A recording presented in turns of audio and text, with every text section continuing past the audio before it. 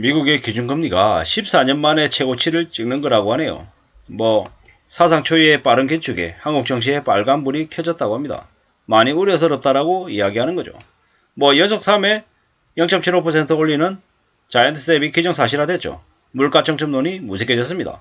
미국이 물가가 쉽사리 안 잡히고 있는 거다라고 봐야 되는 거죠. 그렇기 때문에 지금 당장 미국은 9월 달에 0.75% 올리고 난 이후에 또 11월 달에 또 0.75를 올릴 수도 있다라는 게 제 개인적인 생각입니다. 0.75, 0.75. 그 다음에 12월 달에 0.5%. 이렇게 해서 지금 현재 2.5인 걸 연말에 4.5까지 만들 거다라고 보는 거죠. 지금 어떻습니까? 미국이 2015년 12월 달에 0.25%에서 시작을 해서 0.25% 올리면서 2018년 12월까지 해서 2.25%까지 한 2% 올렸다가 또 다시 내렸단 말이에요. 근데 이러한 것들은 이렇게 빨리 올렸다가 다시 내렸던 건 매우 이례적인 이야기다라는 거죠. 그리고 이 당시에는 거의 2015년 12월이지만 거의 16년이라고 봐야 되는 거고요. 2016년부터 2018년까지 16, 17, 18 거의 한 3년에 걸쳐서 이렇게 0.25에서 2.5%까지 2.25%를 올렸단 말이에요. 근데 지금은요. 훨씬 더 가파르게 올리고 있죠. 훨씬 더. 왜냐? 그때하고 지금하고 비교했을 때 상황이 많이 다르기 때문인 거죠. 근데 이제 이 그래프에서 보면 미 연준이 2015년 12월 달에 금리 이렇게 빨리 올리고 빨리 내렸잖아요. 근데 이게 지난 미 연준의 금리 인상 7, 8번째 차례에서 이런 경우가 매우 예외적인 상황이었던 거고 대체적으로는 금리를 가파르게 올렸습니다. 평균 기준금리를 올렸던 게 한 4%대까지 올리는 건 그냥 일상적이었다라고 보는 거죠. 실제로 그랬습니다. 지금 미국이 기준금리를 그렇게 높이 안 올릴 거다. 그리고 좀 지나면 또 다시 내릴 거다. 이런 의견들을 내보이는 이들이 또 분명히 있는데요. 잘 살펴야 됩니다. 잘 따져봐야 됩니다. 뭘 따져봐야 되냐? 그때랑 지금이랑 미국의 상황도, 미국의 부채도 많이 늘었다라는 거죠. 그렇기 때문에 미국의 부채를 좀 정리하기 위해서는 미국 또한 좀 더 가파르게 올릴 수밖에 없다. 좀 더 지금의 분위기를 더 강력하게 끌고 갈 수밖에 없다라고 이제 판단해야 된다라는 거죠. 결국 우리는 미국이 저렇게 기준금리를 올리면 한국이 따라갈 수밖에 없기 때문에 한국의 상황을 좀 더 감안해야 된다라는 말씀을 드리고 싶은 거죠. 한국이 이제 어떻게 되나? 이런 생각이 고민이 되는 거죠. 미국이 곧바로 이제 3.25%가 되는 거죠. 2008년 1월 이후 14년 8개월 만에 가장 높은 수준이라는 거죠. 매우 가파르게 올렸죠. 최근에 미국 기준 금리 인상은 고작 2015년 12월부터 18년 12월까지 3년 동안 2.25% 올렸는데 지금은 매우 빨리 올리고 있는 거죠. 제가 볼 때는 이 빨리 올린 것들이 나중에 쉽게 이렇게 내리지 않는다라는 거죠.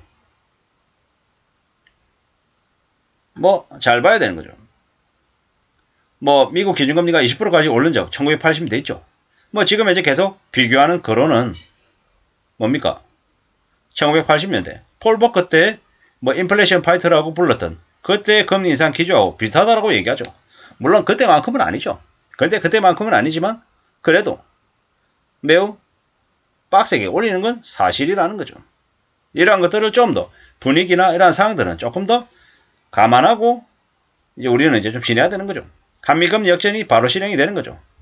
이제 9월 21일, 22일쯤 되면 그냥 한미금리 역전이 한국은 2.5, 미국은 3.25가 돼서 0.75% 금리 역전이 벌어지는 거죠. 그 이후에 어떻게 될까? 그 이후에 어떤 상황이 닥칠까? 좀 더 봐야 되는 거죠. 우리는 지금 현재 경상수지 악화, 금리 역전, 이런 상황들이 점점 더 우리를 좀 힘들게 하고 있는 게 사실입니다. 18년 3월에서 20년 한미금리 역전에도 정시에서 외국계 자금이 이탈했답니다. 당시에 외국인들이 13조 5천억을 순매도했답니다. 지금은요. 올해 9조 8천억이 빠져나갔죠. 추가 이탈이 계속될 거다라고 얘기하고 있고 이래저래 상황들이 좀 많이 안 좋죠.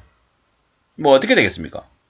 단순하게 금리가 올라서 외화 유출이 심해진다. 이걸로만 볼 수 없는 거고 기업의 부채도 늘고 이래저래 안 좋은 상황들이 도미노처럼 계속 벌어질 수 있다라고 이제 봐야 되는 거죠. 이러한 말씀들을 계속 드리는 이유는 뭐냐? 점점 더 힘들어지고 점점 더 상황이 안 좋아지기 때문에 무리하게 주식이나 부동산에 들어가는 걸 비추천드린다는 말씀을 드립니다. 뭐 저는 이제 어떻게 보냐면요.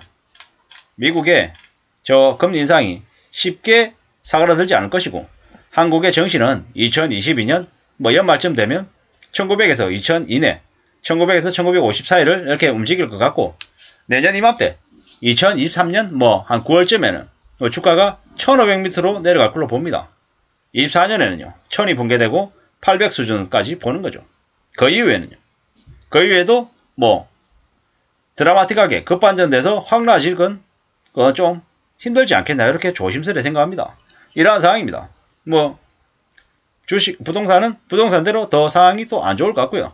이런 상황들이기 때문에 우리는 어쩔 수 없이 현재 상황에서 좀 냉정하게 상황을 내다보고 대응할 수 있는 부분들 좀 준비할 수 있는 부분들을 해야 된다라는 말씀을 좀 드리고 싶은 거죠.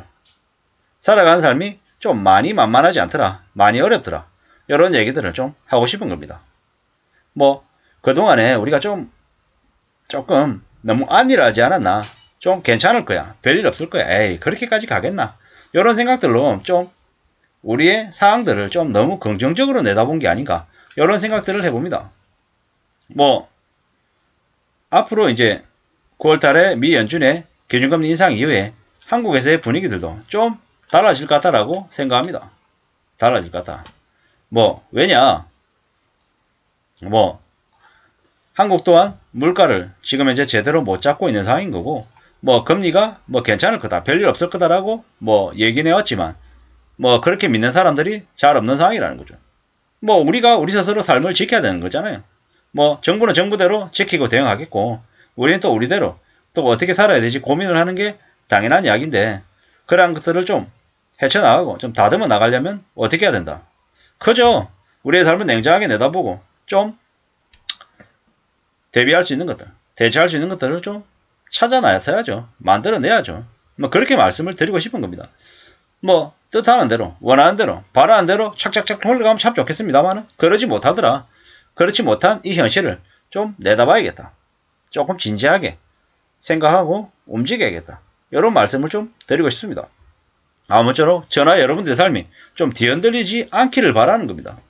뭐 저는 저대로, 여러분들대로 우리 모두가 좀 삶이 좀 괜찮아지면 좋겠는데 좀 지금 현재 흘러가는 상황으로 봤을 때는 좀 쉽사리 긍정적인 시각을 갖는 건 조금 무리다 라는 생각을 해봅니다.